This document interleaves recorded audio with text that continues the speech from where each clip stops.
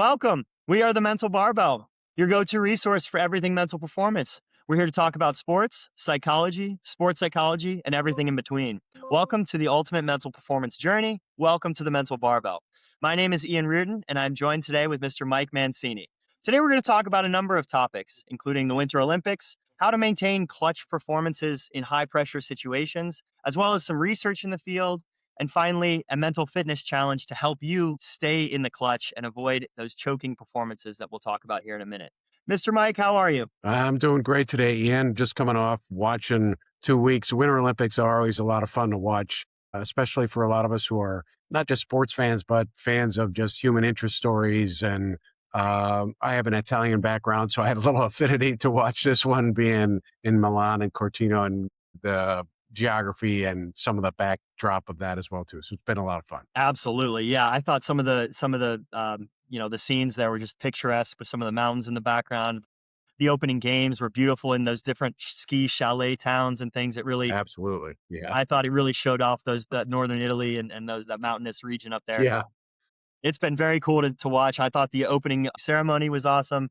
And as you said, so many just powerful human interest stories. You really get to see the full range of human emotions, lifelong dreams being realized and also, you know, unfortunately lifelong disappointments realized as well. And that's kind Sure. of what makes it interesting and makes sports, something to be glued to your TV for these Olympic Games. Absolutely. No question about it. Fun stuff. Yeah. Yeah.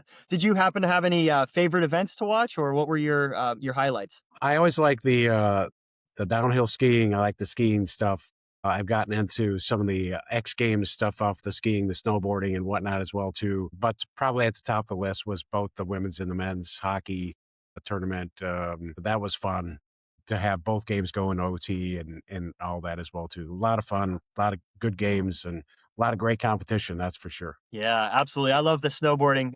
Kind of a fun fact is the sport of snowboarding was actually invented here in Muskegon, Michigan. There's a young man was trying to get some like winter activities for his young kids, and so he ended up kind of gluing two skis together and teaching them how to surf on the snow. Basically, that was the original idea. So I've actually gone down to the snowboarding monument and seeing where it's all invented. So it's cool to be at the heart of it. So I didn't I've realize definitely that. enjoyed the snowboarding. Yeah, that is cool. That is really cool. Yeah. Absolutely. Yeah, well, one of the stories that we wanted to focus in on from the downhill skiing, that alpine skiing, was what happened with Lindsey Vonn, and I know she was kind of the one of the cornerstone athletes for Team USA. There's a lot of hype and a lot of TV time given to her, which rightfully so. She's a very talented athlete, and unfortunately, this year she succumbed to a couple of injuries. One in the pre-Olympic games, a couple of days before, and then a pretty serious injury there on her final run. I thought it was uh, helpful to really think about the attitude that she had towards these games. She's definitely an older athlete compared to a lot of her competitors, and there's been a lot of pressure on her to perform, right? Just from the U.S. media and fans and things like that. So she obviously was pushing her abilities and trying to live up to all of the hype, and something kind of went wrong, and she had a pretty catastrophic crash and fractured her leg. But I think the thing that I've noticed and learned a lot from is that she hasn't let it really affect her emotional state too much. Obviously the Olympic Games is a goal for many athletes, and she had that goal somewhat taken away from her. But everything she's put out, on social media and in interviews has been incredibly positive. She's thanking her fans, she's thanking everybody that came out for her. And just recognizing that things didn't go her way this time. And I thought it's a very strong attitude to have, for something that you've worked so hard for so long for to have taken away from you kind of in that last minute. So, Mike, I was wondering if you had any reflections from her performance and kind of what happened after that. Yeah, a couple of things from just her experience overall, dating back to the week or so before when she tore her ACL, and I thought, and along with I think a lot of us, that she was going to be done and wasn't going to be able to compete. And I know we're going to be, and we've talked about mental toughness and some of the research that's been done around that. But that's the first thing that came to my mind, of the grit she had in terms of, this will probably not allow me to be as competitive as I wanted to be. But at the same time, I think the second point to take away from that is just her enjoyment of the experience. I'm going to just try and be the best version of myself and see where that leaves me at the end of the competition, because I think what we deal with a lot in our area of work is trying to separate out identity of the athlete from the athletic piece and who they are as a person. And I know for a lot of athletes that can be really tough, especially athletes at that level. She's an elite athlete at the top of her sport. It's hard to keep those separate, I would think. And to her credit, she was able to enjoy that experience, essentially get the most out of that incident with the ACL. I'm going to do the best I can, see what happens at the end, and just love the experience of being a part of the Olympics and be a part of that event another time. And I think that's a credit to her to be able to do that, because that's really, really difficult for a lot of athletes. Absolutely. Yeah, absolutely. And it reminds me of a question that I actually had at a workshop a few days ago, at an athlete, a very elite level athlete who was injured. And this athlete said, I'm a senior. I probably am not going to be able to compete in my sport again. And what should I do? Right. And I think what you just said there is kind of spot on with what I said to this athlete is learn from this experience, right? Take that word experience. That's huge, right? Many athletes don't ever, well, and I shouldn't say this. A lot of athletes have some sort of injury and things like that. But it's a very different thing to have like your sport taken away from you in a catastrophic injury like that. And I think, like you said, it can be very easy to kind of shy away and shut down and kind of isolate and remove yourself from sports and protect yourself that way. But again, it's what can I take from this experience? You can't change it. You can't go back and uninjure yourself. But now Right. it's about how do I take this experience into the rest of my life? We always talk about mistakes and failures and things like that because athletes are focused on those things. But I always say it's never a failure unless you don't learn something from it, right? You can't change the triggering event, but you can change what you take from it. And it sounds like Lindsey Vonn in this situation has learned a great deal from both things, but also just appreciated the experience. And I think that really shows in her outward appearance, her outward expression of her feelings, right, and how she's appreciative and thankful and grateful, things like that. So um, Yeah, it's a testament to her outlook, and I'm sure that has evolved over time for her. And she'll probably be the first one to say that in my 20s, I may not have had this perspective, but as time went on, I think she probably gained more perspective on what that experience is as well too. yeah. Well, another athlete that was put under really intense scrutiny and pressure at these games was Ilya Malinin of for the figure skating world. And I wanted to spend a little bit of time talking about him, but I also want to be very careful with not critiquing him as an athlete or him as a person or anything like that. But like we just said, we want to take experiences and learn from them. And I think that's what we're going to attempt to do here. And the situation that we're talking about here with Ilya Malinin is his kind of choking performance or pressure, succumbing to a little bit of pressure in his individual figure skating routine. He performed fantastically and probably up to his skills in the team events. But then once it came time to perform for himself and for, the name on the back of the jersey, as we say sometimes, that's where that pressure started to creep in. And, I pulled a quote from an article that was written about it that he had said kind of right after the performance, which I thought was really indicative of the psychology that he had going into the performance. And he said, the nerves just went so overwhelming. He said, and especially going into that starting pose, I just felt like all the traumatic moments of my life really started flooding into my head. So many negative thoughts that flooded in there, and I couldn't handle it. And I think, you know, that breaks my heart to hear because that's something that we can fix. Having all of that negativity rush in right before you're about to compete. As he said, it kind of made a failure inevitable. That was the word he used. And I think that's, it like I said, it breaks my heart because it's 8, 10, 12 years of hard training to then have something mental like that be the difference. And so, I think we can use that happening and that performance to teach other athletes, how to avoid that situation or how to handle that pressure a little bit differently. So, Mike, if you have any thoughts about what you saw or any maybe recommendations for other athletes that might find themselves in that same situation. Yeah, I think you're spot on, Ian. I think this is just a real learning experience there. Heartbroken is an appropriate word to use. You feel just so bad for the young man. Obviously, all of the athletes, especially him, working so hard, very, very talented. On a Tuesday afternoon, if something like that happens, nobody notices, obviously, but he was in the spotlight at the time.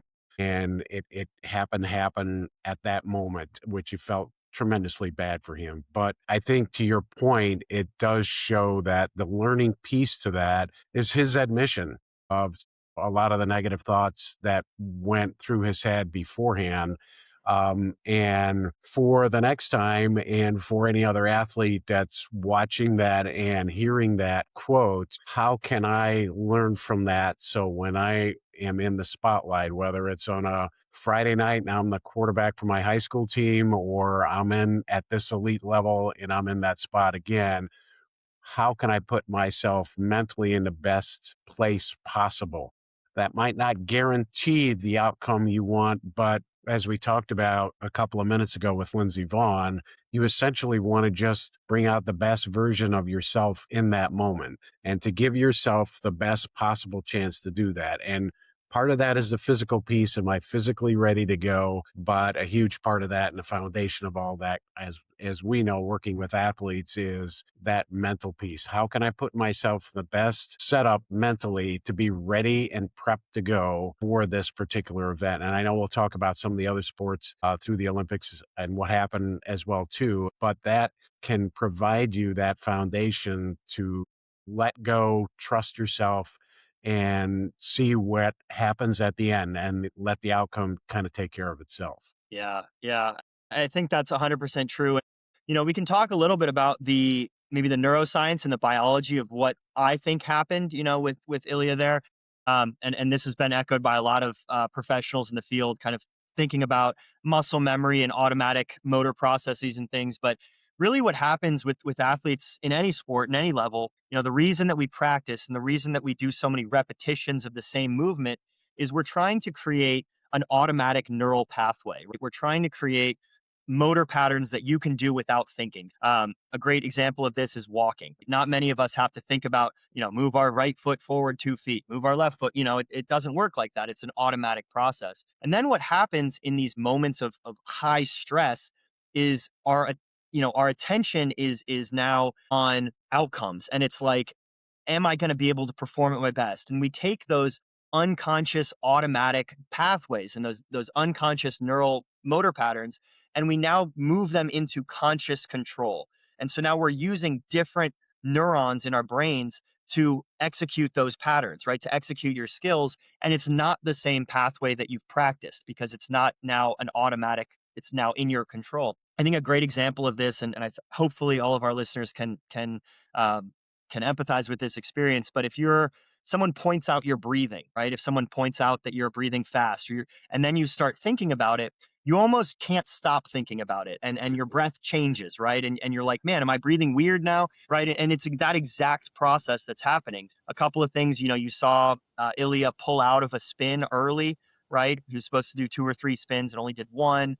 And that's a very clear indication that what was once automatic, now he's controlling. And it's taking that that muscle memory piece that's so important in sports, taking that out of your performance. And so what we want to do is maybe occupy the mind. And we'll talk about mental choreography and some things that we can do so that we occupy our mind with confidence and power statements rather than self-consciousness and results orientation. So you're absolutely right. We will talk a little bit about that and how to prepare for those high pressure moments, how to reset from them, and then how to evaluate on the back end. I thought a really great way to contrast Ilya's performance with maybe a more ideal mindset to go into a figure skating event with, or any competitive event with, is what we saw with Alyssa Liu. Alyssa Liu was on the women's side. A little bit of background, she actually quit her sport because of some mental health issues. There was a lot of pressure on her. She was a very young phenoms athlete. So she got a lot of pressure as a young, a young star. She actually stepped away from the sport. And then this Olympics was her re-entry into figure skating. And she talked a lot about how she took the pressure off of herself and she was just out there to express her art. That was how she framed it in her mind. And so I have a direct quote from her that I think is great to contrast with what Ilya was thinking. The feelings I felt out there were calm, happy, and confident. Of course, I had fun, but I've been having fun all the time. And so you can really see there, it's not about performance. It's not about the medal. It's not about the outcome, but it's just about her enjoyment of what she's doing. So, Mike, I know I've been a little long winded here. If you have some thoughts maybe on the contrast there between Ilya's mindset and Alyssa Liu's mindset going into that event. Yeah, I think a lot of it, again, your perspective in the moment is if it's on outcome, as you had mentioned, there's so many physiological things that ends up happening in your body because what ends up happening is you're consistently on a loop of I'm judging myself against the outcome. I have to hit this outcome. I've got to do this, no matter what your sport is. And that inevitably is where the pressure comes from. And then when the pressure hits, then you start to, as you mentioned, be intentional about your movements, what you have to do in your sport. Even if it's subtle and you're intentional about that, it becomes you're not trusting yourself and you're not trusting that muscle memory that you've practiced for so long and whatnot. And that's when the performance can get away from you, whether you're in a situation like Ilya had in the men's figure skating, or you're shooting a free throw with 2.1 seconds to go to try and tie up the game, whatever the situation is, those things, when you consistently have outcomes at the top of your mind, so to speak, that starts to really leak into what happens to myself in my own mental perspective. Whereas if you're that's easy enough to say. We talk to the athletes all the time. It's a challenge, obviously. If you can get into the situation where you're enjoying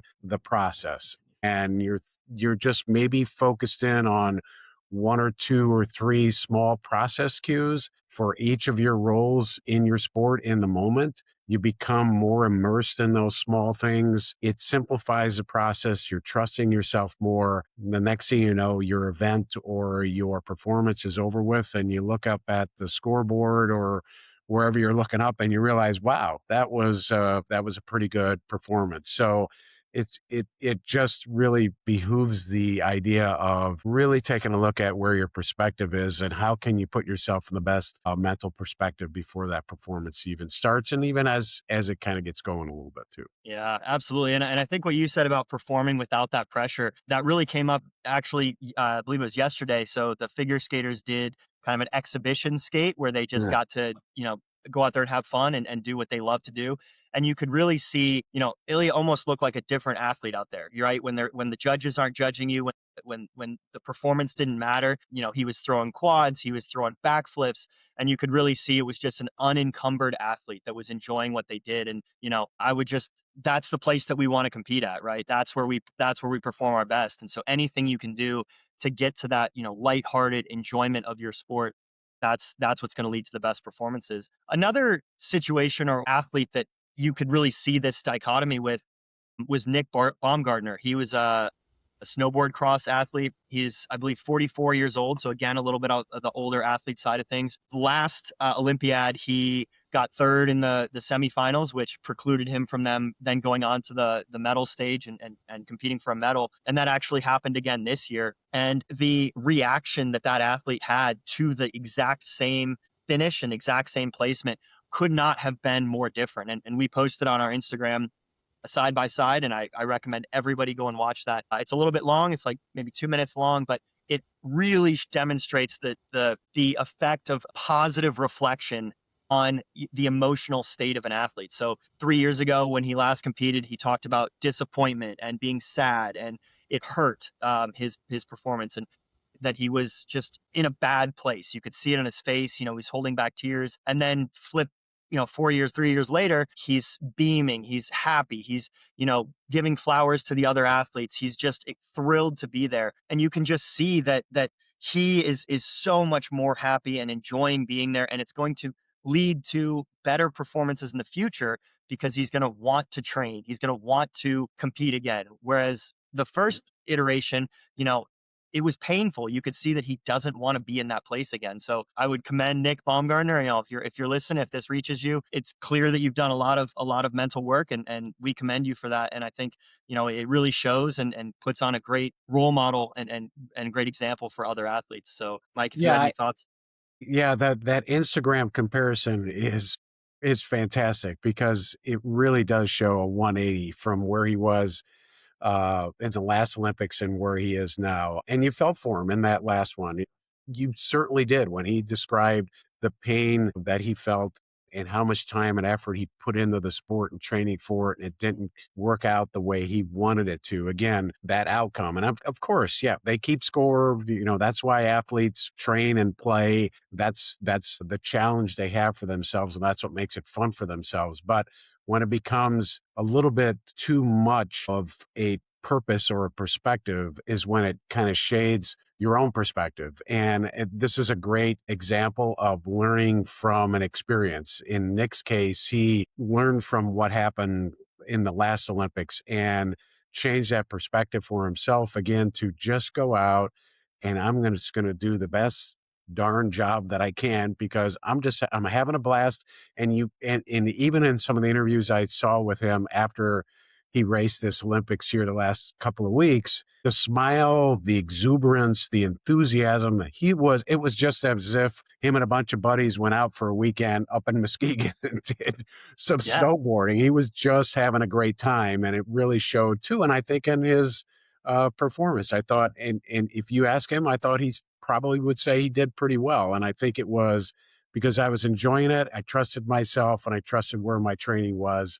And I was just having a blast. And it was fun to see that kind of transition from the last Olympics for him. It was good, cool to hear. And also for him saying, hey, I'm going to try and compete in the next one. And he wants to try to compete in his 50s as well, too. So great for him. Yeah, 100%. You know, and one of the big things that I noticed was that he had reframed the hard work that he had done from, you know, this like insurmountable challenge that it was, you know, in the past Olympics, and now it was this opportunity, right? He's talking about, you know, if I get coaching and I get the right facilities, like I would love to put in that hard work. Whereas the previous mindset was more of like, I wasted all that hard work, right? And he doesn't feel that way anymore. And I think that's going to set him up, like you said, to train and compete better in the coming Olympics if that's what he decides to do. So absolutely, it did seem like he was out there just having a snow day with his friends. So Yeah. absolutely agree with you there. And the last you know, huge story from these winter games was Team USA's hockey performances. As you alluded to earlier, you know, we're both pretty big hockey fans, and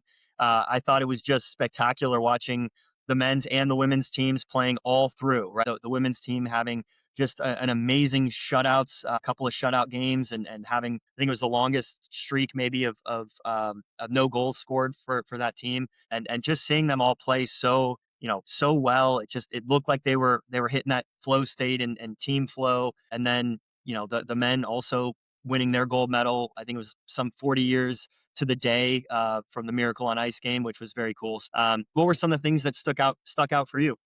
Yeah, just the excitement of both of those gold medal games was unbelievable. Overtime in hockey is can be kind of random and whatnot. And it's if you're a fan of either team, you're just on the edge of your seat. And I think I needed an AED at some point during the men's game yesterday. Yes. So it was fun to see and happy for those guys. And yeah, it just showed the tenacity, I guess. I'll go to the women's game for a little bit. They had been pretty dominant in this tournament, and then they found themselves with a minute plus left to go in a game going, you could easily cave in that situation and say, we're done. We didn't have it this game. And they didn't. They hung in there and got that game tying goal. And they hung in there again and got that OT goal as well, too. So I credit to them. And on the men's side, Canada dominated the second and third period after the US killed the 5-on-3 advantage that Canada had. You thought they gained some momentum, but it was real brief because Canada almost turned it up a notch and they were just bombarding our goaltender Hellebuck, and he came up big time. And Both teams had some opportunities to score in regulation, but they hung in there and were able to make the play in OT. And I know we're going to talk a little bit about Jack Hughes in a second. It was fun to see as a fan, but it was also fun to see again as a team how both of those US teams again hung in and found reasons to hang in and found things to focus on to get to next shift, to get the next play, to keep the game where it is and not get, again, the outcome dominating your thinking pattern and to stay in there. And it turned out to the benefit of both teams that they came out on top. Absolutely. Yeah, I do want to talk a little bit about Jack Hughes here at the end of obviously scored the game winner goal, the golden goal. But I think what you said is maybe even more important, and that's the idea of just hanging in there. We always talk about mental toughness and what that is, but I think the kind of unsexy version of mental toughness is exactly what you just said, right? Just hang in there. You just have to stay in a position to then make something happen, and that's exactly what happened on both the men's and the women's teams. They just hung in there and just stayed in their game, stayed in their lane and did their job.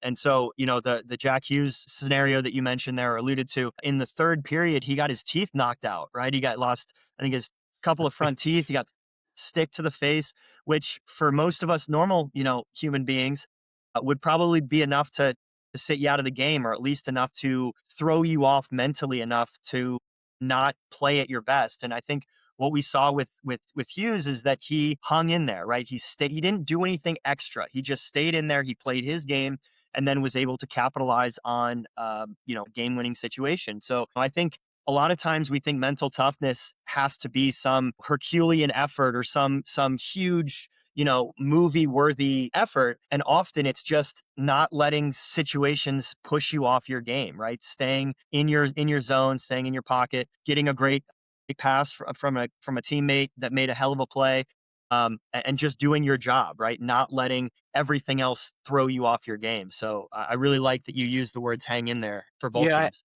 I think we've heard the term "do simple well" a lot of times, and I think this is spot on here as well too. You're right. I think when you hear the term mental toughness, I think for some that means overcoming some physical ailment that you might be going through in the moment, but more so it's just you accurately described it. Stay in your lane, play your role to the best of your ability, and chances are good things are probably going to happen. Again, you put yourself in the best possible situation. No one's asking you to become the super athlete in that moment. It's just be the best version of yourself, whatever that is on that day, and consistently try and tap into that.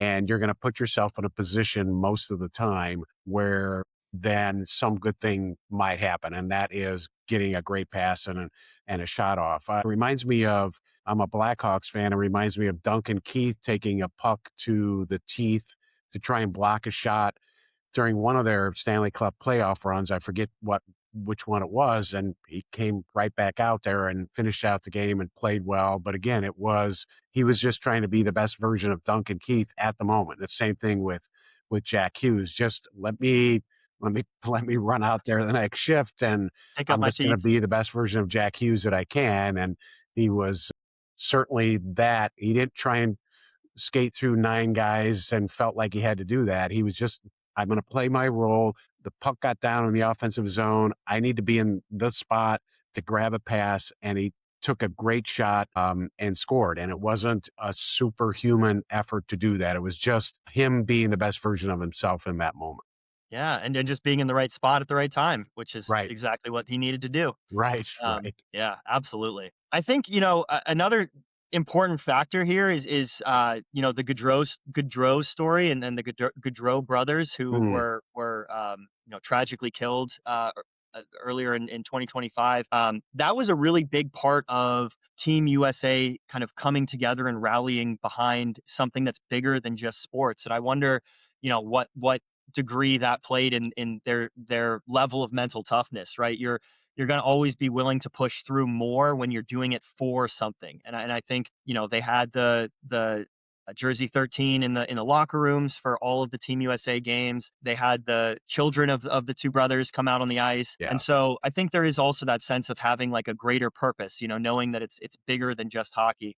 And I think the takeaway there is that, you know, we all have that why. We all have that bigger than sport reason for what we do. And the more in touch with that you are, I think the more great things you can bring out of yourself and elicit from yourself. So you know, I think that also played a big factor as well. Yeah, absolutely, and I think that it goes to it's bigger than just me, and it's bigger than just the outcome. And tapping into your why is really huge for all of us, but especially for athletes as well too. And I'm sure that played a large part of that because that was real. Just from a fan's perspective, that was just really cool to see and poignant from their what they did for the Gaudreau family and the hockey families around that. I have kids who play and I number of friends as well too. It just resonated with all of us as well too. Yeah, absolutely. And you know, mental toughness is something that we talk about so much, and I think it's helpful to know that it can come from a lot of different places, and that's what we're going to transition here, talking about our research study that we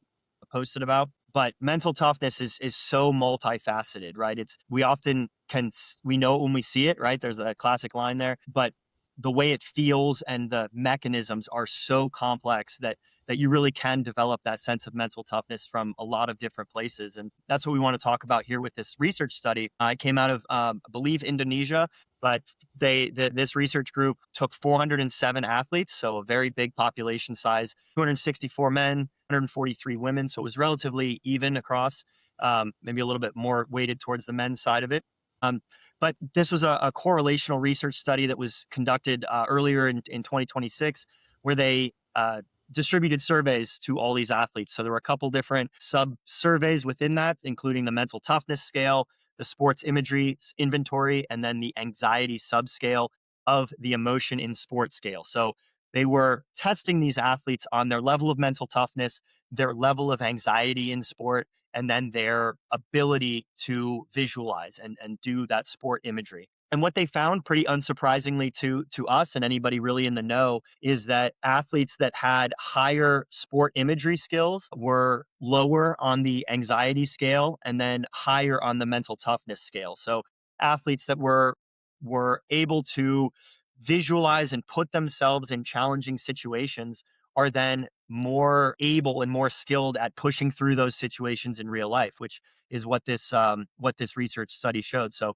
all mediations were statistically significant. So athletes that were high in sport imagery were also high in mental toughness and then lower in sport anxiety. So very clear cut results there, which is nice for us to have some data behind what relatively unsurprising just based on our anecdotal research or experience. Mike, did you have any reflections on that study? Yeah, I think it's always cool to look at these because these are evidence-based research studies that show what we do in our field is not something magical or mythical or mystical about any of that. They're all based in science and evidence-backed research. And we do a lot going to the specifics with mental rehearsal and visualization and also teaching strategies and techniques on lowering anxiety levels and how to do that as well too. But when we work with teams and we get into the visualization and the mental rehearsal, the idea of putting yourself in those situations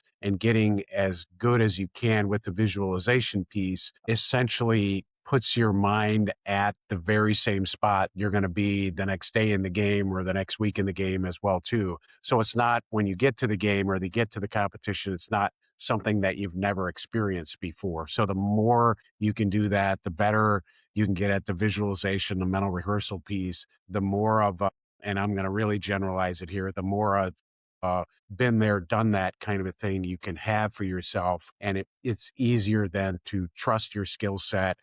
Your confidence level is much higher. Your focus level is there, your anxiety level goes down. So many benefits of that, and I think it's just again a science-backed way of saying what we do in this particular area works and can help out a lot of athletes work themselves through some of those focus or anxiety or confidence issues as well too. Yeah, and I thought one of the strengths of this study was the number of athletes, but also the range of sports. So they had precision sports, they had endurance sports, they had team sports, and that's something that I often run into with coaches is they ask, have you worked with this sport particularly before?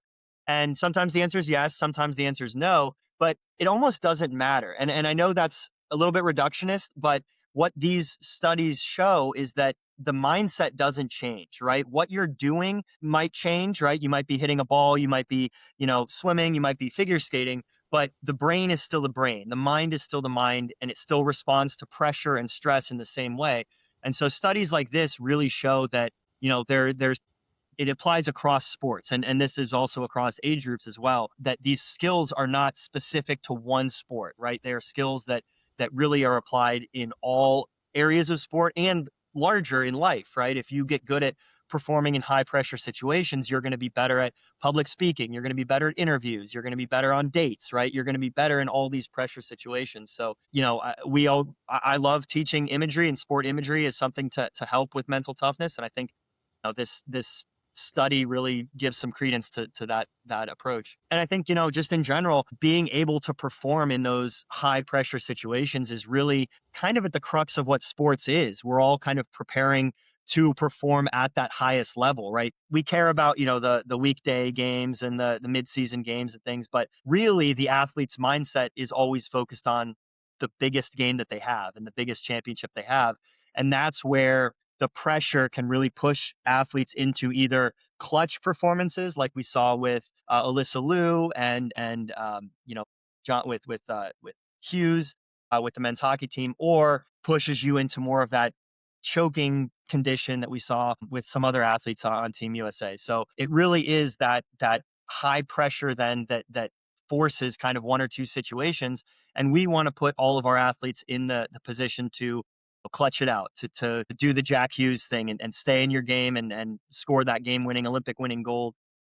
So we're going to move a little bit away from the research and now talk about what specific techniques we have for athletes to be a clutch athlete and to perform really well in those high stress environments. So I'm going to approach it from maybe three conditions or three situations: pre-performance, what we're doing before we ever step out onto the field of play; in game situation, so what we can do in the heat of the moment to maintain the course, right? To stay on our game. And then some strategies on the back end to evaluate your performance and set you up in the best case to then perform and train well afterwards.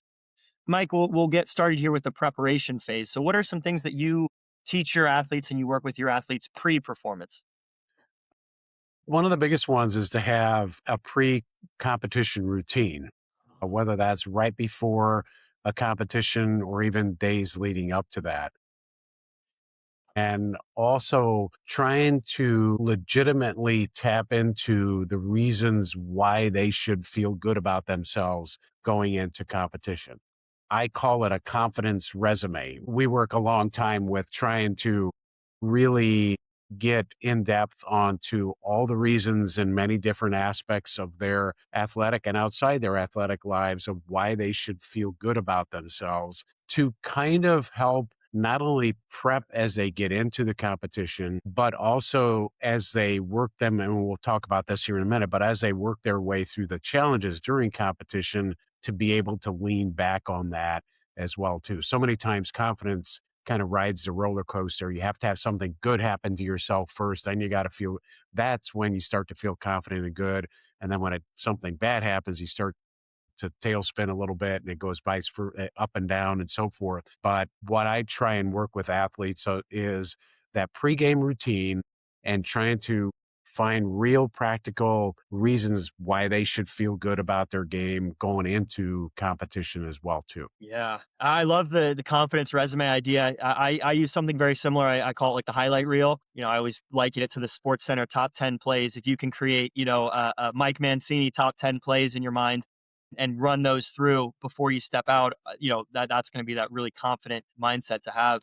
This makes me reflect a little bit on a workshop that I just finished up. One of the things that I like is doing confidence cards. So I have Mm, athletes take out a little index card, and on the front of it, I have them write three things that they think they're good at, and then three things they think they're great at. And what this does, it's called cognitive anchoring, but it's anchoring your thoughts then to those most confident ideas, those things that you are, you know, that you want to sign your name under and say, I'm really proud of this thing about myself. And so when you anchor yourself to that type of thinking, then it's way easier to conjure that confidence. So I was doing this activity with a team, and a young lady raised her hand and she said, I'm having trouble thinking about the things that I'm good and great at, but I'm really good at telling everybody else what they're good at. mm, And I think sure. that that's a really common thing for athletes, right? We're not good at giving ourselves flowers, but we're really good at seeing it in others. And so what we want to do is teach athletes how to, like what you said, give themselves the confidence, right? Not waiting for something to happen that then gives them confidence. So priming that confidence before you ever start is really a great way to set yourself up pre-performance. I also think what's really important to note with the pre-performance routine is that it's not just physical. I think a lot of athletes have a physical routine that they run through, right? As a swimmer, I'd have 10 arm swings, 10 arm swing, it was a specific thing. But we also want to include our mind in that preparation. So what are the specific thoughts that you want to have? What are the specific emotions that you want to cultivate to perform well? What are the things that you want to pay attention to? All of these things are just as important as warming up our physical muscles. You're warming up some of those mental muscles that then you're going to use to compete. So I really like the idea of mental choreography. So if you think of choreography as pre-planned steps, that's really what we want to do with our minds. So when we're warming up, what are the thoughts that we want to be having? When you're about to, if you're a hockey face-off player, right? What thoughts do you want to have as you line up for a face-off? So fill your mind with intentional thoughts rather than leaving that space for, as we saw with Ilya, negative things and self-consciousness to rush in. We want to be using our mind to push ourselves forward, not letting it drag ourselves back. So some things that I really like are quotes and confidence statements, mantras. If you go on our website, I've compiled a big book of mantras that professional athletes have used, but you can use those to help fill that blank space that then can be filled with negative thoughts if left unattended. So pre-performance routines, mental choreography, having confidence statements, and really, like you said, putting yourself in the best situation to then play well. So once we've got your mindset all aligned and you're perfectly in gear, as we want to say, then as the game or as your performance goes on, there might be things that will push you off of that center line, right? Things that go well, things that don't go well, and it's really important to maintain that composure, maintain that flow state, and keep playing at your best. So I like to call them reset strategies. But Mike, do you have any strategies for your athletes on how to stay in your game? Yeah, similar to you, I have the kids that I work with, come up with a regroup or a reset routine that they use. And for some, I ask them to be creative with it. For some, they like maybe a thought or a phrase or a sentence to try and get them back into it. But for many, what's worked is coming up with a physical kind of regroup routine. The first piece of that is just to recognize when they might be off. And we go through a series of how can you recognize and get better at realizing, oh, wait a minute, my composure's off. I'm getting too emotional about a mistake or a ref call or something else that may have happened. That's the first piece. Recognize when that's kind of getting off kilter. And then how can I kind of regroup here? Is it a phrase that I want to come up with, or is it a physical regroup routine? I work with golfers, and a lot of them wear hats, and some of them are, well, I'll take my hat off and wipe my forehead, put my hat back on, or I'll take my gloves, take them off, and then put them back on again. Or I have some of them will use a focal point. They'll find something on the course. So I'm working with a women's basketball team right now. If they go into a different arena, I have them find a spot away from the court that they can focus on for a couple of moments when they feel like things are going a little haywire for them.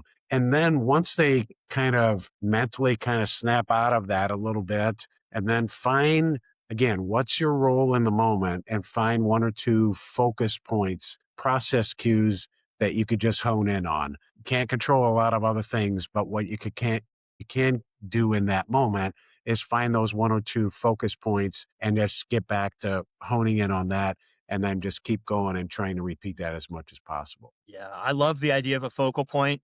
I think that's fantastic. One of the techniques that I use for what you said, kind of like that warning system, is the stoplight motif. So, Oh, sure. you know, we want to be playing in the green, right? That's kind of where we want to start the game, and that's what this preparation period is for. But then as the game goes on, you might start to feel yourself drift into the yellow, right? And that's where things aren't wrong yet, but we just want to keep an eye on it, right? And that might be that, like, all right, let's look at our focal point, or let's do our reset strategy. If things do tip all the way into the red, that's where I think sometimes it's helpful to like take a breather, right? If you're a hockey player and you're off shift, figure out something that you can do when you're away from play to reset. Or, if you play soccer or something that's a little bit more continuous, you have to figure out something in game to do. But once we get to that red, it's more of like, all right, let's take a step back and shake things up. When we're in the yellow, I think it's easier just for a small correction. But I think the stoplight idea is really helpful just because it gives you those categories of like, all right, I'm good.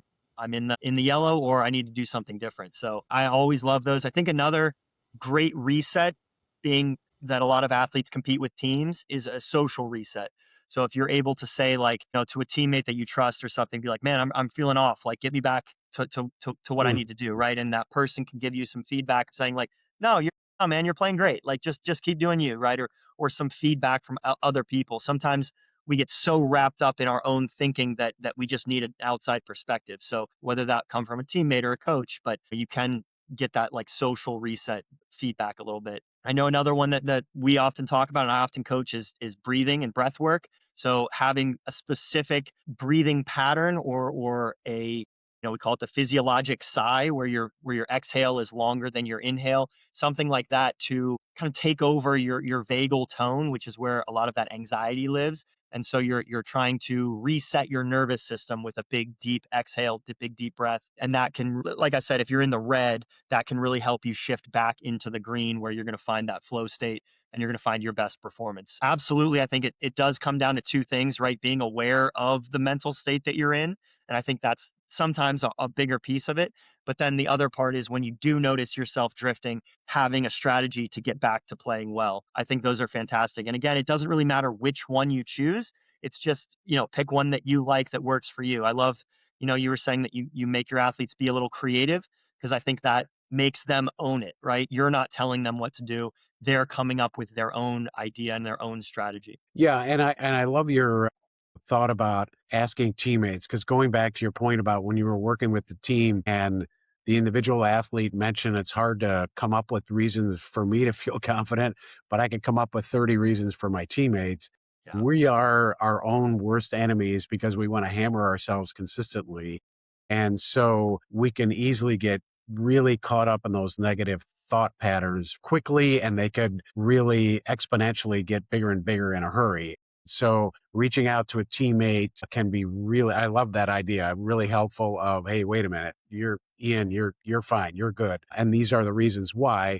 It's helpful to hear that from someone else, especially someone else that you feel like and you can trust as well too. Because when I do, especially in team sessions, when I do those confidence resume pieces, it's always easier. And that's my first thing is I first of all, tell me good things about some of your teammates, and everybody's got their hands up. All right, now that we've done that, let's start thinking about ourselves, and the room usually goes silent. Sure. So we try and that's always the hardest piece with that. But asking a teammate, I love that idea. Yeah, yeah, absolutely. And I think there's very few athletes that are actually out there on a complete island, right? You're always going to have someone, whether it be a coach, a teammate, a support staff, a parent, somebody there to help you. And that kind of leads us then to the back end of things. So after your performance is over, like you said, I think athletes are really, really bad at recognizing their own wins, right? Recognizing the things that they do well. We are absolute masters at recognizing our failures, right? Seeing all of the places where we came up short, but we just can't give ourselves our flowers. And I think we've talked about some reflection strategies before. The one that I use the most is good, better, and how. So what did you do that was good? What could you do that, or what would you have wanted to do better? And then how can you do it better? I think if you have that just as like a prepackaged, this is how I reflect on everything. And I do it too, right? I'm going to do it personally after this podcast. I'm going to do it at the end of my day today. It just gives me a chance to think about the day, right? In a structured format, in a way that has positive outcomes for me, and that it's going to make me want to do things to improve my situation tomorrow. And that's what I think for athletes is important. It's not just about making yourself feel bad in the moment, because I think that's what we like to do sometimes. We like to think about all of the mistakes and kind of sit in them and stew in them, but it's not about that. That's not going to make you better. What's going to make you better is what you do with that information tomorrow and the next day and the next day. And so having a strategy in place to reflect is super important to maintain this clutch athlete identity. And I think that's, again, another hard strategy for us to learn because it really is ingrained. It feels like in all of us to highlight the negative stuff and almost to a point where we feel like that's what we're supposed to do, Hmm. even to how do I want to say that, to help others see that we're upset about our failures. Like when I see a hockey Mm, player slamming their stick after a mistake against the boards or over the crossbar of the net when something they did happen and it resulted in a goal, or someone getting visibly upset about a mistake or whatnot. In some cases, I almost feel like that's what they feel they're supposed to do to show others that, you know what, I'm upset about myself because that's what is the norm. And mm, so it's hard for us. And I've worked with a lot of athletes and teams that what you want to do is to have, to use that term, a growth mindset, is to learn from everything that you do. So when something does go well, try and be as inquisitive as you can as to the why piece because you want to repeat that, right? If it doesn't want, you just don't want that to be a random, well, that went well today, but I'm not real sure. And hopefully it goes well again the next time. sure. You want to be as intentional as you can about the why piece because then you want to repeat it. And as you mentioned, that's the good part. The better part, what didn't go so hot today? What could I do better? Again, if you can remove the judgmental part, and that's the big piece, and just be as objective as possible, as if you were talking with someone else. We'll go back to the teammate piece. If I was talking with someone else and they asked me, hey, give me an accurate, real, be real with me, Ian, where could I use some help here? And being open to that feedback and understanding that that's where we can really improve. Because if we can objectify that instead of being very judgmental, that's when we can make our biggest gains. And the how piece is becomes, what can I do to work on that? Do I need to ask someone else to help me out with some of that as well too? But that can be such a huge step in our whole mental prep and being ready to go mentally when the spotlight is on us in a particular game or in a particular moment as well too. Yeah. In my experience, I think it's also something that you have to teach more elite athletes more often, if that makes sense. So I think part of what got them to be an elite athlete was having a very critical eye of themselves, right? You can watch film, you can see things that you want to do better, and that's what pushes you to be, to improve. And I think that's the process for a lot of athletes for most of their life, right? But then or for most of their athletic career, I should say. But then we get to a point where the margins between like failure and success, or success and failure, are so small that then almost everything starts to feel like a failure, right? Like I could have done this better. I could have done this better. I could have done this better. And so in my experience, I think the older the athlete is, the more experienced they are, the more entrenched in that kind of negative eye they are, just because it's kind of what's gotten them there. And so now it's how can we not let it affect your confidence, right? So we don't want to throw the baby out with the bathwater, right? Because that critical eye is what helps athletes become great. But then it's also not letting that critical eye deteriorate your ego, deteriorate your self-worth, your self-conscious, and things like that. So, kind of counterintuitively, you would think that you have to teach more positivity to like kids, but I think they tend to just enjoy the progress of improving. Whereas with more elite athletes, they're not improving as much as quickly. And so they tend to really like I said, entrenched in that negative mindset, that negative view. Yeah, I remember a quote from an interview Kobe Bryant did at one point, and they asked him what his favorite book was, and is when his kids were small, and so he mentioned it was Curious George, and so the interviewer kind of chuckled, thinking, "Well, you have kids, so that's why you probably have that as your favorite book." And he's like, "No, because that's how I approach the game, is the curiosity piece." And he went on to explain what he meant was in practice, in prep, I'm trying to be as curious as I can about looking at my game and ways to improve it as Mm, objectively as possible. So he said, I'm asking teammates, I'm even asking competitors, what do you see in my game and where I can improve? And so he worked on that. So he called it, I think, humble in preparation and arrogance in performance, where he mm, said then when he got to a game and they were playing in the seventh game of the NBA finals or whatever the case may be, he wanted the basketball because then he had, and it wasn't an arrogance in personality, it was an arrogance in performance in the moment. He had such an extreme confidence in his ability to execute in that moment that he felt like he was always the best player on the team. And then he segued into that's kind of why I have that Black Mamba personality, because that's who I want to be when I'm on the court. But off the court or off competition, I'm just trying to dive into my game and be as objective as possible as to where can I improve here, there, or everywhere. And this was one of the best players ever play to shoot a basketball and to play NBA basketball as well too. mm. So an interesting perspective on that reflection piece, because that can become such a huge part of any of our athletes that we work with athletic lives to grow themselves as an athlete and to grow themselves as an individual as well too. Yeah, and with Kobe, it's pretty clear that it wasn't just, lip service. He was getting information and then he'd show up at the gym at 5 a.m. and work on those Right. things. So Yeah. it's also taking that information and then using it, right? Sometimes we feel like just because we have the information that's all that we need, right? But we have to do something with it. And I think that's a great illustration of that. I think one of the main themes that I've noticed throughout this whole podcast is the idea of embodied cognition. And that's taking your or thinking out of your brain, whether it be talking to a teammate or thinking, looking at a focal point. You're taking your attention out of your own thought spiral, and I think that's what we want to talk about for a mental fitness challenge. So one of the best techniques, mindfulness interventions that I've ever come across is the idea of 5, 4, 3, 2, 1. And it's made its rounds on social media lately, and I think people are aware of it. But the idea is that when you start to feel stress or a little bit of anxiety, some of that like yellow light that we talked about earlier, you want to think about this idea of 5, 4, 3, 2, 1. So 5 things you can see, 4 things you can feel. So like the shirt on your back or the grass under your feet, whatever you feel.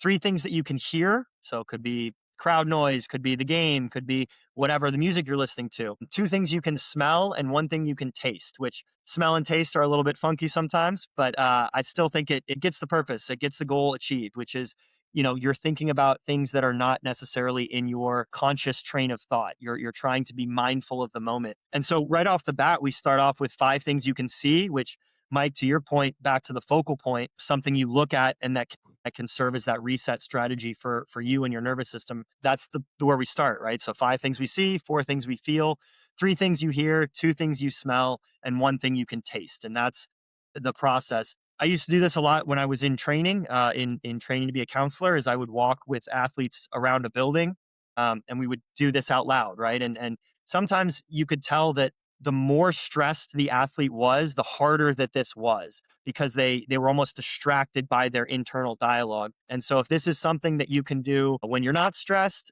and practice it, then it's something that when you are stressed, then you can use and it can help kind of control that anxiety, control that nervousness, and really put your mind in your body and in your senses. So I really like this technique. Mike, have you had any experience with using the 5? Yeah, I've actually used that as part of, again, another, you had mentioned finding an option that works best for you. And we all do that with our athletes, is trying to present them with a toolbox that they can then use and feel comfortable with, I'm going to use this tool in this situation, this tool in this situation.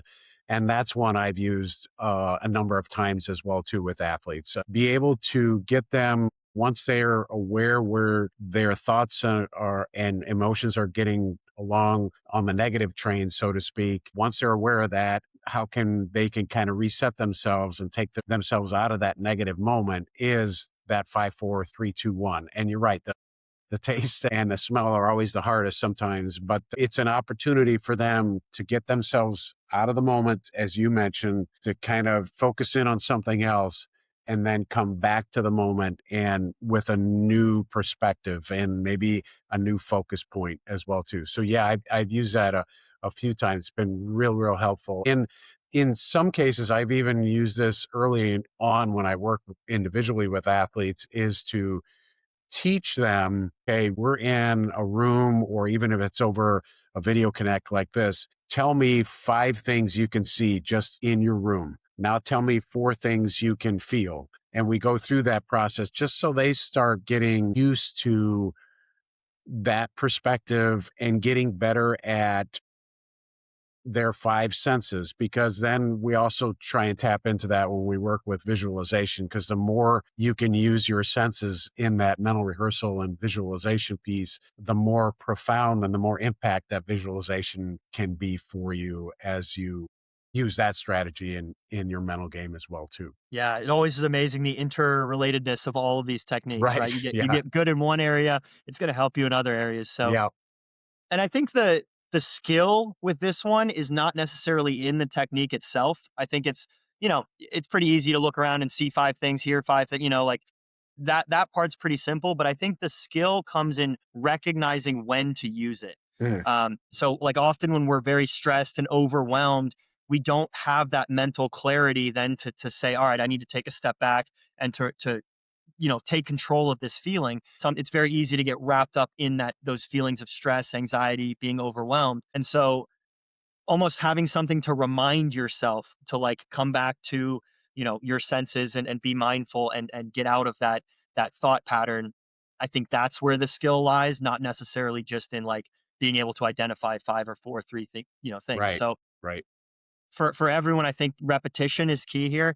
Just like doing bicep curls, you don't do one and get 20-inch arms, right? You have to do this over and over and over again. And I think that's the important part. Some different times that I've used it, is things like trying to go to bed or just on like a drive home where I can't get out of my own head, just doing these processes in kind of repeatable scenarios. That way you get good at doing it and remembering to do it. I think that's where the skill comes in. Absolutely. Yeah. I think the bottom line with that is what we teach in our area is similar to the physical piece. It's a strategy, they're techniques, but they need to be practiced, used, get feedback from, and see if you can get better at each of these strategies. So when you're in the moment and even beforehand and afterwards, these are all strategies that can be learned, practiced, and used to get the most out of your mental game. No question about it. Absolutely. I couldn't agree more.